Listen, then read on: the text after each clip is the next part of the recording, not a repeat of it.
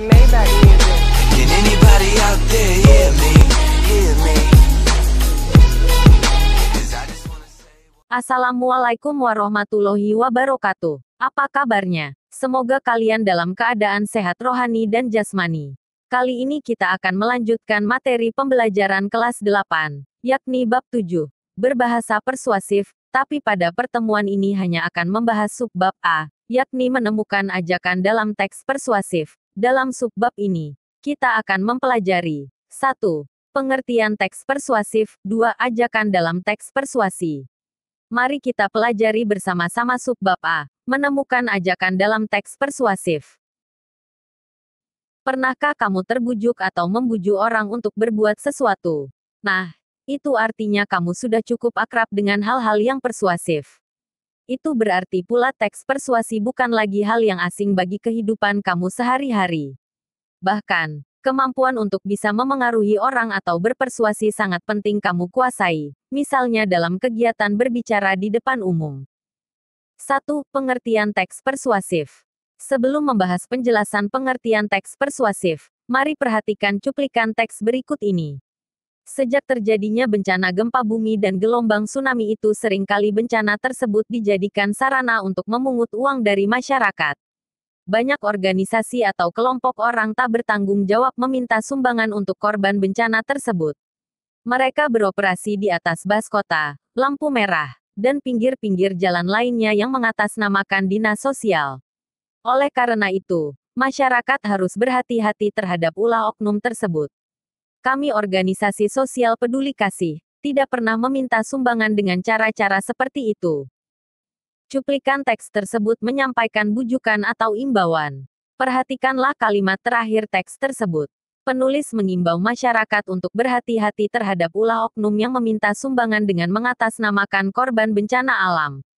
Sebelum itu, penulis menyampaikan sejumlah fakta yang bisa meyakinkan dan memengaruhi pembaca dengan bujukan-bujukannya itu.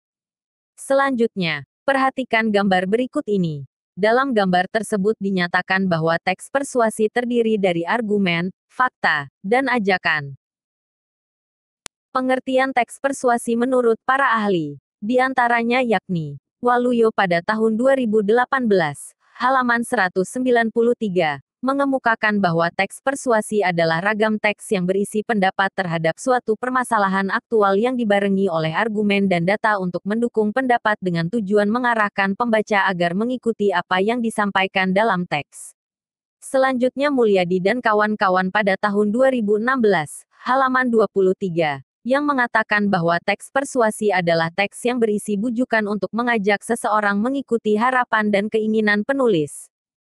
Berdasarkan penjelasan contoh teks persuasif, dan paparan definisi teks persuasif dari ahli. Jadi, teks persuasif adalah varian teks yang berisi ajakan atau bujukan untuk mendorong seseorang mengikuti harapan dan keinginan yang disampaikan dalam teks melalui argumen atau pendapat yang diperkuat oleh fakta. 2. Ajakan dalam teks persuasi. Perhatikan gambar berikut ini. Dalam gambar tersebut dituliskan ajakan dalam teks persuasi terbagi menjadi dua jenis, yakni tersurat dan tersirat.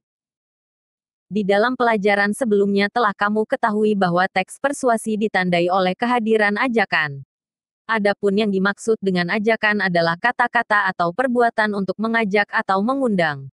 Ajakan dapat pula berarti anjuran, imbauan, dan sebagainya. Berdasarkan gambar tadi, ajakan dalam teks persuasi dibedakan menjadi dua, yakni 1. Tersurat. Ajakan dalam teks persuasi tersurat biasanya tertulis dalam teks yang ditandai dengan kata-kata harus, hendaknya, sebaiknya, usahakanlah, jangan, hindarilah, dan sejenisnya. Sebagai contoh, perhatikan teks di bawah ini. Pembangunan kota di Jakarta dan sekitarnya harus betul-betul mengacu pada peruntukan wilayah. Perusakan lingkungan di wilayah resapan air seperti Puncak dan Bogor juga harus bisa dihentikan. Nah, kalau bisa begitu sudah barang tentu banjir di Jakarta tidak akan terjadi. Teks di atas merupakan contoh teks persuasi tersurat karena di dalamnya tertulis kata ajakan harus yang menandakan ajakan kepada pembaca. 2. Tersirat. Di samping tersurat, tidak sedikit pula teks persuasi yang menyampaikan ajakannya itu secara tersirat atau tidak tertulis. Walaupun tidak dinyatakan secara langsung, pembaca tetap akan memahami bahwa teks itu berisi suatu ajakan atau bujukan agar pembacanya itu berbuat sesuatu sesuai dengan harapan penulisnya. Sebagai contoh, perhatikan teks berikut. Kalau Anda kehabisan tempat menginap di hotel-hotel berbintang, jangan khawatir. Toh tujuan Anda menikmati alam perdesaan. Anda bisa memilih penginapan-penginapan sederhana dengan harga sangat murah. Hampir semua penginapan kecil ini juga terjaga kebersihannya. Ada yang unik menyangkut tempat-tempat penginapan di Sangkan Hurip. Hampir semua hotel berbintang atau penginapan kecil menyediakan fasilitas air panas alami. Bedanya, di hotel-hotel bisa diatur suhunya. Di penginapan kecil benar-benar mengandalkan kehendak alam. Contoh teks tersebut termasuk ke dalam teks persuasi tersirat karena dalam teks tidak tertulis kata ajakan atau bujukan. Walaupun demikian, setiap pembaca teks akan sadar bahwa pembaca diajak atau dibujuk untuk menginap di penginapan sederhana yang ada di Sangkan Hurip. Demikian materi pertemuan kali ini. Semoga dapat dipahami dengan baik. Terima kasih. Assalamualaikum warahmatullahi wabarakatuh.